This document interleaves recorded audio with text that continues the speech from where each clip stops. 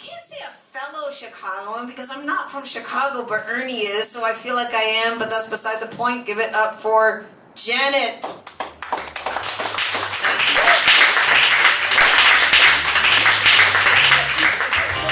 Careful, you don't know where that finger's been. It's a Facebook post. Hi there. I have to play my Chicago musical before I come up here, and I like seeing the Chicago Hat earlier this evening. And it's 9-year anniversary today, and I was trying to think of anything for nines, and I couldn't come up with anything, so the only thing I could come up with were firsts. So I have 3 poems that relate to firsts. I've been living in Austin, Texas for about a year. And this is the first poem I wrote about actually having a home in Austin. And actually, it was a poem that I read at the first feature I've ever had in Austin. And this is called Everything is My Home. I've always thought I was a child of the world. I feed off the energies of the universe. Everything is bound together intrinsically, so everything is my home. And nothing is my home. I feel so connected with everything, and at the same time, I feel so isolated. It's sad, feeling lonely in a crowded room. I've shunned the place where I was raised. I avoid ties to my roots because they're not mine. I've told you, atom by atom, I'm a product of stardust. And where I am home is everywhere else. And with no home, oh yes, I have 4 walls. I've packed belongings from my past into spaces.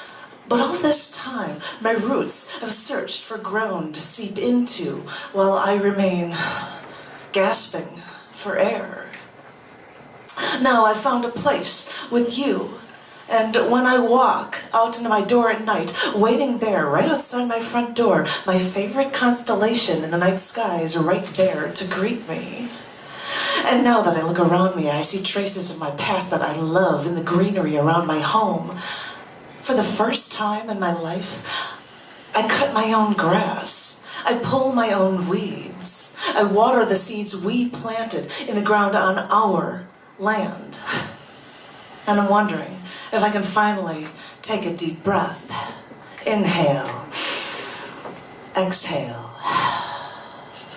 Because I've never had roots. I want you to understand this.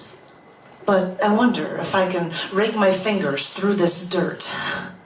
Our dirt. On our land. Well, maybe we can get our hands a little dirty and finally have a place we can call home. Thank you.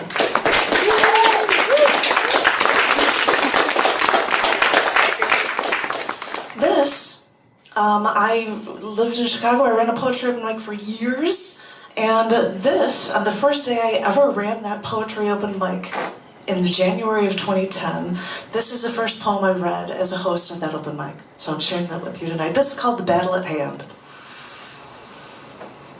I want you to know that I was on a mission when I saw you, and that I was a warrior, and you were just a helpless victim that couldn't fight my weaponry. That wouldn't fight my weaponry. And I would come into town and pillage and rape and pillage, depending on how you put it. And rape is such a hard, harsh word, you know, entirely inappropriate for this. Because I made sure that you wanted me before it was all over. Because I have a knack for doing that when I fight my battles. This is how I care to think of you. I was on a conquest, and I came fully equipped with ammunition. I had bayonets. I had a rifle with rounds of bullets on a chain thrown over my shoulder. I had a .22 caliber magazine-loaded handgun. And I didn't even need to use the hand grenade or the tear gas.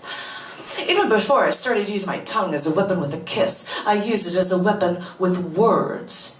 And I knew I had you won over from the start. You looked at me when I spoke, and I think you might have actually wanted to listen to me. And I would never have to resort to violence to get what I wanted from you.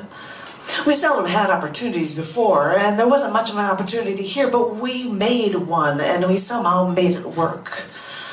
And I know I wasn't ready for a battle before, but I want you to know that I came ready to fight And I didn't care the circumstances or whether or not we had to be quiet because we didn't want to find anybody else to find out. And no one did. And no, it was not a momentous moment in my life. It was just a moment, a conquest, a battle. And in my own mind, I won the war. People thought we would never get along, but I knew better. I know there's no such thing as not getting along with me.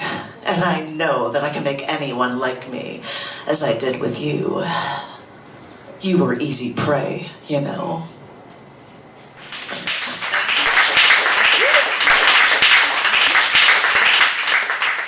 This is the last one I'm going to read here right in my threesome, and this is the first. I was here a year ago. I think it was November 22nd.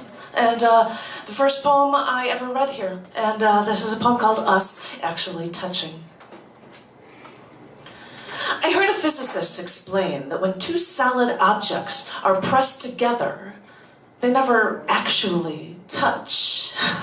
I can't imagine it, but maybe because electrons repel, all objects remain one molecule apart.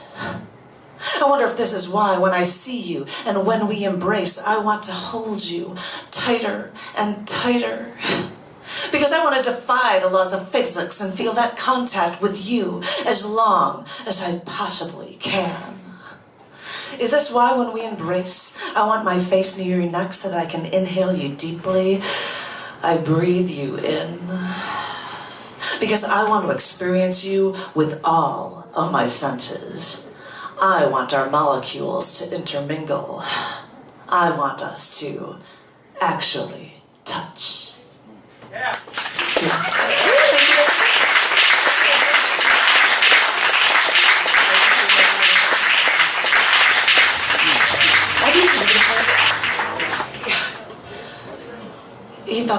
I thought this would be appropriate for first. Well, it's a 9-year thing too. This is the first poem I ever wrote, and I was 9 years old. So he's good. So he's gonna read it. Maybe I'll join. I started playing drums when I was 9 years old. I believe that. No, because you're generally an honest person, I believe that. That's fine. All right, so The title of the poem is called Under the Sea.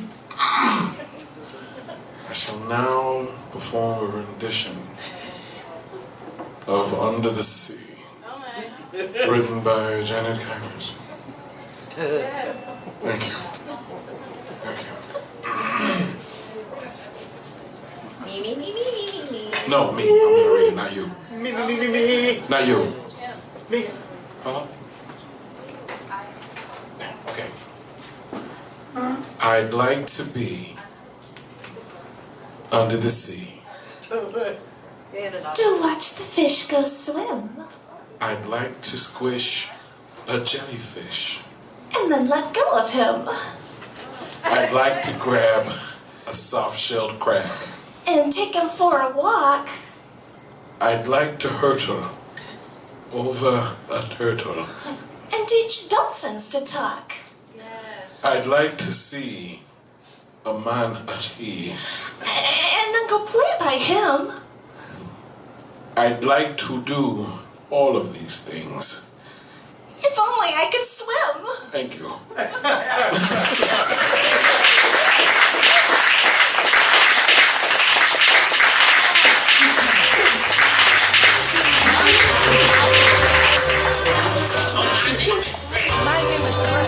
That was loud. I like it a lot. I don't know what she does. All right, give it up for Janet and a cameo by Alvin Tiffany. Okay, see, I couldn't help that because